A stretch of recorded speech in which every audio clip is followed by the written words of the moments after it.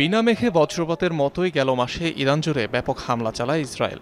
Target করা হয় একের পর এক পারমাণবিক ও সামরিক স্থাপনা। ধ্বংস করা হয় তেহরানের 1/3 মিসাইল লঞ্চার। তেল আবিব পরিচালিত অপারেশন রাইজিং লায়নের পর ধারণা করা হচ্ছিল ব্যাপকভাবে ক্ষতিগ্রস্ত হয়েছে ইরানের আকাশ প্রতিরক্ষা ব্যবস্থা। এই ধারণার ভুল ভাঙল ইরান।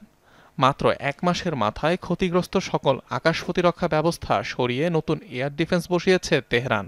দেশটির এক শীর্ষ সেনা কর্মকর্তার বরাতে এমন তথ্য জানিয়েছে বেশ কয়েকটি ইরানি গণমাধ্যম। বলা হচ্ছে, ইসরায়েলের হামলায় যেসব প্রতিরক্ষামূলক ক্ষেপণাস্ত্র ব্যবস্থা ধ্বংস হয়েছিল, নিজস্ব প্রযুক্তির এয়ার ডিফেন্স দিয়ে সেগুলো পরিবর্তন করা হয়েছে। পূর্বের স্থানগুলোতেই মিসাইল সিস্টেমগুলো বসানো হয়েছে। এর আগে চীনা প্রযুক্তির HQ-9 মিসাইল ডিফেন্স সিস্টেম ইরানের হাতে পাওয়ার খবর প্রকাশ করে বিভিন্ন গণমাধ্যম।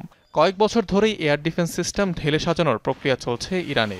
রুশ S-300 ছাড়াও সম্পূর্ণ নিজস্ব প্রযুক্তিতে তৈরি আকাশ প্রতিরক্ষা ব্যবস্থা ব্যবহার করে থাকে তেহরান, যার মধ্যে অন্যতম বাভার 373 এবং খোরদাদ 15।